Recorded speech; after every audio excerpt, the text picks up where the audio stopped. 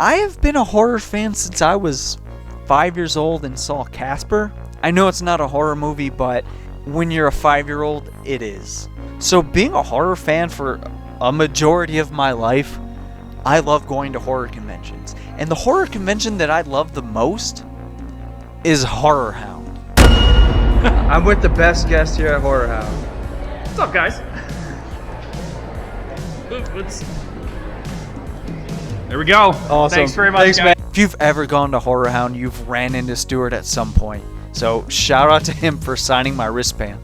Dude, day one was packed. In a place where some people have never heard of Chopping Mall, most people here never heard of deodorant. Besides the point, it's a horror convention, so I'm home. I'm there not even 10 minutes and I run into Patrick Bateman. What do you think? I'd ask one thing. Do you like Huey Lewis in the news? That's it. So on day one of horror conventions, I like to do my shopping. So the first thing I see is this big bin of VHS tapes when I come across Puppet Master 3. Then there's these like sweet sculptures this guy made. I'm flipping through this bin of just random Blu-rays and I come across this movie called Robo War, and the guy goes, I had that on VHS. So I got it on VHS. There was a booth where somebody recreated skulls and heads and all sorts of just like torn up limbs. Another booth had like these shadow boxes with action figures. Found these really cool VHS tapes. While at HorrorHound, I find the full moon booth and I come across puppets. Oh, another thing I like to do at horror conventions is go to panels, because it's kind of like a interactive DVD extra. So the first one I went to was the Hatchet one. You know I'm a huge Hatchet fan. Pete, Kane, and Adam Green here from the Hatchet franchise, and I think that the audience wants to tell us something. Go ahead! Stay on the spot! Yeah!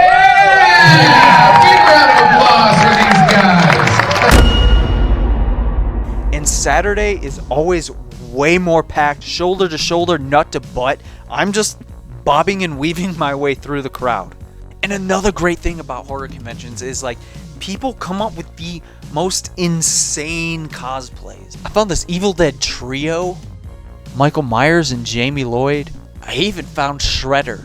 I got killed by Pearl. There's a bucket zombie walking around. This person was dressed up as a pile of plants. There was Art the Clown digging something out of his girlfriend's bag.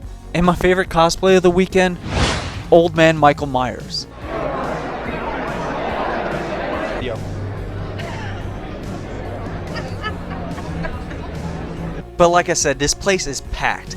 But I hear Charles Band is there, so my goal is to find him and tell him I want a Puppet Master movie. Find Charles Band and I tell him, hey, I made this crazy Puppet Master video, and I show him like all the special effects I did from it, and he's just like, cool.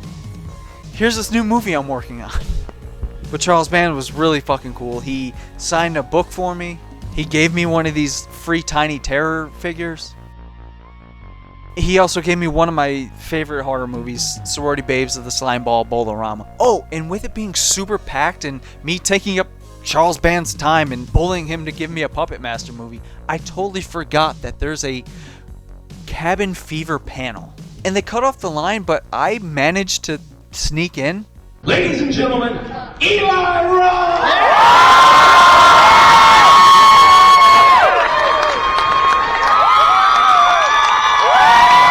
And this was one of the best panels I've ever seen. Like, it was a show.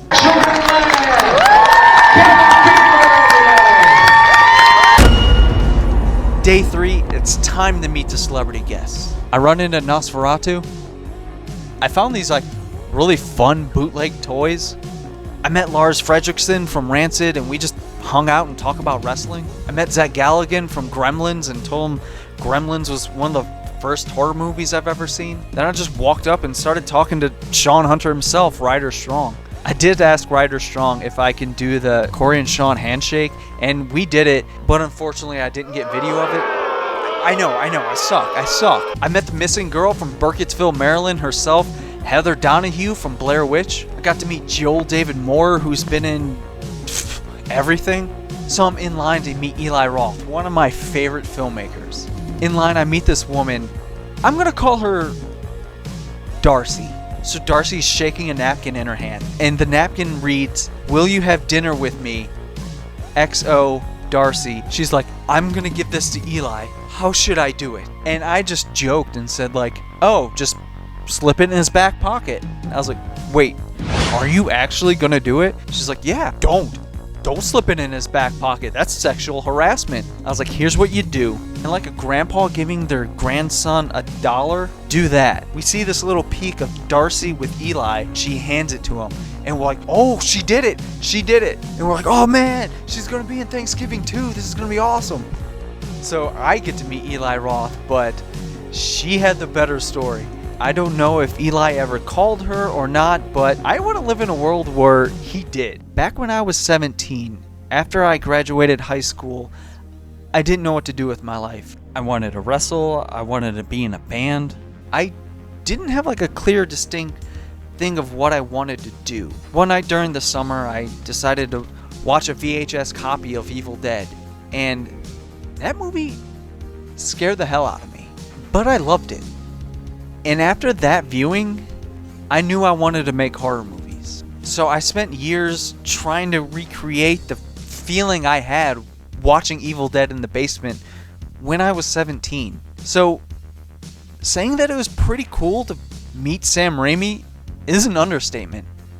Being somebody who was like really inspired and wanted to make horror movies because of Sam Raimi, it was an honor to finally meet the man himself.